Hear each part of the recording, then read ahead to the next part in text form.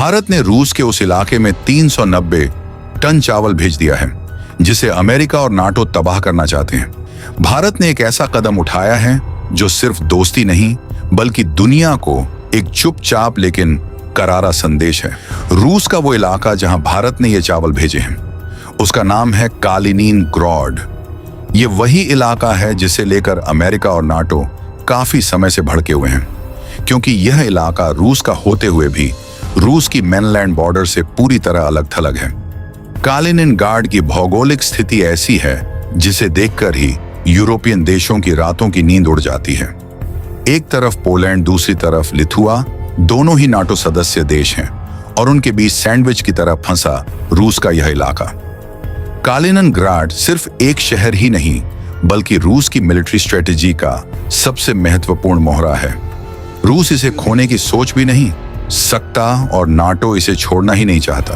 कुछ समय पहले अमेरिकी जनरल क्रिस्टोफर डॉनह्यूड ने खुलकर कहा था कि नाटो चाहे तो कालिनिनग्राड पर कब्जा कर सकता है। जवाब में रूस ने भी बता दिया कि अगर ऐसा हुआ तो यह तीसरे विश्व युद्ध की शुरुआत होगी। अब आप सोचिए हालात कितने नाजुक हैं। रूस का वो इलाका जो पहले से ही भूगोल के खेल में अलग थलग है, अब वहां भारत ने 390 टन चावल भेजकर पूरी दुनिया को चौंका दिया है। यह सिर्फ मदद नहीं है, यह एक भू राजनैतिक चाल है। जो रूस की जनता तो खुश है ही, लेकिन इस चावल में छिपा है एक ऐसा जवाब जो अमेरिका और नाटो के मुंह पर तमाचा है। दरअसल 2025 की शुरुआत से ही भारत ने कालिनिनग्राड को 3 बार में कुल 390 टन चावल भेजे हैं और सबसे ताजा खेप थी 125 टन चावल की। जैसे ही चावल की खेप वहां पहुंची, रूसी मीडिया ने हेडलाइंस चलाया, दोस्त हो तो भारत जैसा। ये वही भारत है जिसे नाटो देश लगातार घेरते रहे, धमकियां देते रहे कि रूस से तेल मत खरीदो, यूक्रेन जंग को फंड मत करो, रूस से दोस्ती महंगी पड़ेगी। आपको याद होगा नाटो चीफ मार्क रूटे ने कुछ समय पहले कहा था कि रूस से करीबी संबंध भारत की अर्थव्यवस्था को भारी पड़ सकते हैं। और फिर अमेरिकन सांसद लिंडसे ग्रैहम ने तो यहां तक कह दिया कि हम रूस के साथ साथ भारत की अर्थव्यवस्था को भी क्रश कर देंगे। लेकिन हुआ क्या? भारत ने इन धमकियों के बजाय 2 नाटो देशों के बीच बसे रूसी इलाके में चावल भेज दिए और अब भारत ने साफ कर दिया है कि हम किसी का पक्ष नहीं लेते लेकिन दोस्ती को निभाते हैं। यह महज रसद आपूर्ति नहीं है, कालिनिनग्राड और भारत का रिश्ता पहले से गहरा है।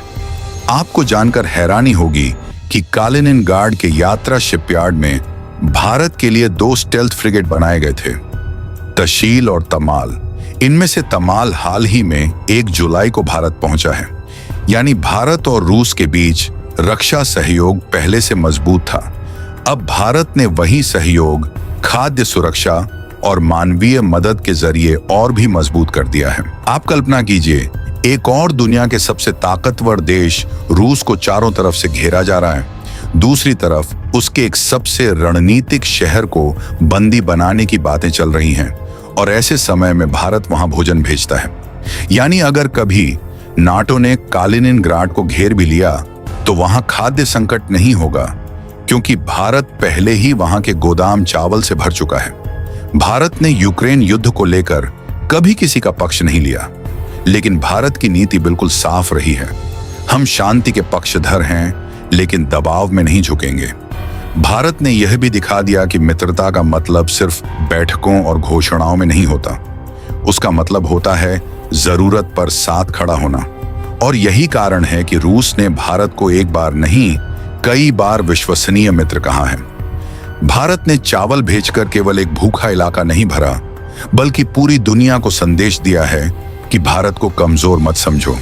हम किसी के ब्लॉक में शामिल नहीं हैं, हम वही करेंगे जो हमारे हित और हमारे मित्रों के हित में होगा।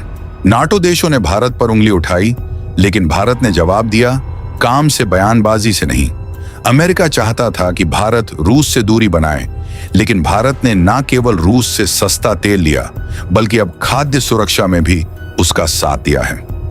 याद रखिए, यह वही भारत है जिसने कोविड संकट के समय दुनिया भर को वैक्सीन भेजी थी और अब यह भारत युद्ध काल में भी जरूरतमंदों तक खाना पहुंचा रहा है। ऐसे में क्या भारत की छवि सिर्फ एक उभरती शक्ति की है?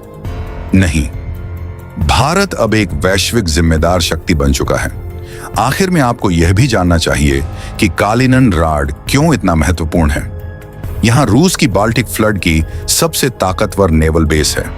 यहां पर रूस की परमाणु मिसाइल तैनात करने की क्षमता है। यह इलाका पश्चिमी यूरोप के दिल में रूस की उपस्थिति है, और अगर भारत इस इलाके में मदद भेजता है तो इसका मतलब सिर्फ दोस्ती नहीं, रणनीतिक सहयोग भी है। जहां एक और नाटो देश सिर्फ धमकियां दे रहे हैं, वहीं भारत ने शांति और सहयोग का रास्ता अपनाते हुए रूस के साथ खड़ा होना चुना। भारत ने दिखा दिया हम चुप रहते हैं, लेकिन समय आने पर दुनिया हमें देखती है। वैसे दोस्तों, आपको क्या लगता है, क्या भारत का यह कदम सही दिशा में है? क्या भारत को नाटो से डरने की जरूरत है? क्या रूस के साथ हमारी दोस्ती और मजबूत होगी? बताइए हमें कमेंट बॉक्स में, और ऐसे ही और वीडियो देखने के लिए चैनल को सब्सक्राइब करना ना भूलें। धन्यवाद।